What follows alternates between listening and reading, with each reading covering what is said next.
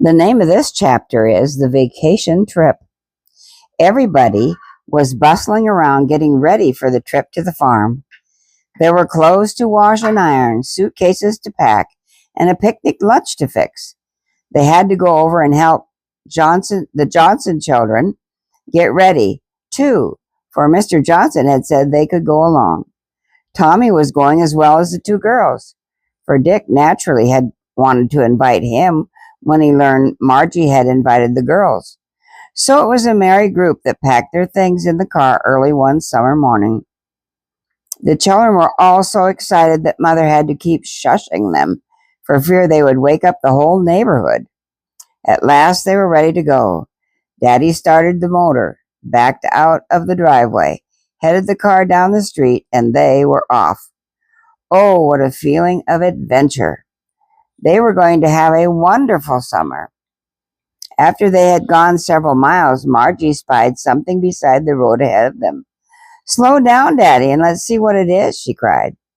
Daddy slowed the car, and they saw it was some little kittens. "Oh, please stop the car, Daddy, won't you please?" So Daddy pulled to the side of the highway and backed up a little way.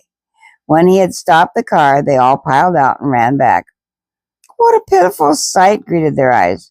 Close to the edge of the highway lay a mother cat, and near where the cars went whizzing by were three little kittens. Two were already dead, and the third was nearly starved to death. He looked up at them with frightened eyes, and every time a car roared past, he crouched down, trembling with terror. Margie looked up at her parents. Her father's face was grim. There was a sign of tears in her mother's eyes, but at the same time she looked angry. Margie wondered why. Finally, Mother burst out, "How can they? Why are people so cruel?" The children looked at her, half frightened, half surprised. "But Mother," ventured Dick in a rather scared voice, "I don't think people run over kittens to kill them." "Do you? Why wouldn't they run? Why wouldn't they? They wouldn't run over them on purpose, would they?" "That isn't what your mother means, son," said Daddy.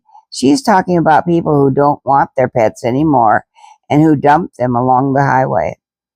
The children were horrified. "You mean people want their pets to get killed or starve to death?" "Oh, no. They usually hope some kind-hearted person will find them and give them a home. But they don't stop to think that maybe no one will find them, or that maybe no one else would want them either. I've seen animals kicked and stoned and driven from place to place by people who didn't want them, and the poor creatures could not understand why they should suddenly be treated so hatefully when they had been used to a home and to being loved. So they wander on, looking at every stranger they meet, hoping for a bite to eat and a kind word."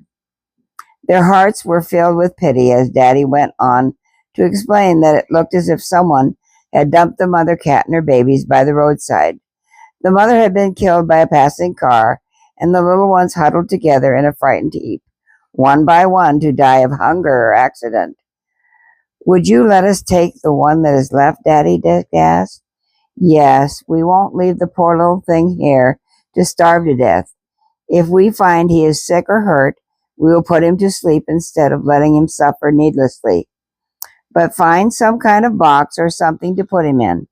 Then if he gets scared when the car starts, he can't scramble around and scratch us, or maybe jump out the window." The children were delighted. While Mother helped them look for a box, Daddy pushed the dead bodies into the roadside grass with the toe of his shoe. Soon they were back in the car and on their way again. "What do you think?" Daddy called out gaily.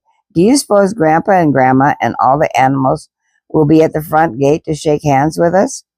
They all laughed at that, for it reminded them of Grandpa's picture of the animals standing in a row to say hello to them.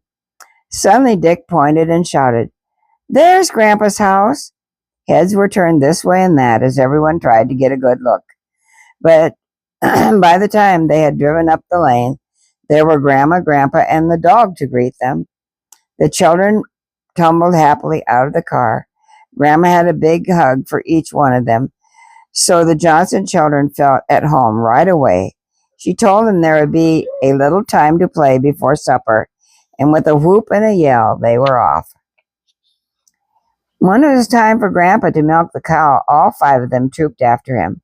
Of course, each one had to have a turn at trying to milk. Soon Dinah, the cat, came strolling around the corner and sat patiently, waiting to be noticed. "Now watch this," said Grandpa when he saw her. "Come here, Dinah." Dinah came close to the cow and opened her mouth so that Grandpa could squirt some milk into it. The children squealed with delight. "Dinah is a valuable cat," Grandpa went on. "She is a good housekeeper. No rats ruin my feed while she is here to watch things for me." "May we have some nice warm milk for our kitty?" Dick asked. "Your kitty?" Grandpa looked a bit surprised. They all talked at once, trying to tell how they had found the kitten. Then they tagged at Grandpa's heels as he finished his work. It was fun to watch him feed the animals and get them ready for the night. At the house, they found the kitten's box had been put on the back porch. Grandpa let them have a saucer for the milk, and they proceeded to feed their new pet. The poor little thing was nearly starved, and yet it did not know how to eat because its mother had always fed it. It stuck its nose too deep in the milk, and that made it sputter and choke. The boys thought that was funny, and they laughed until they were doubled up. But Margie felt sorry and tried to help it by making it drink at the edge of the saucer where the milk was not so deep. Because it was so hungry, the kitten kept trying, and it was not long until it knew just how close to the milk to put its mouth. Then the little pink tongue fairly flew as it lapped up the milk, and there was no more choking and sputtering.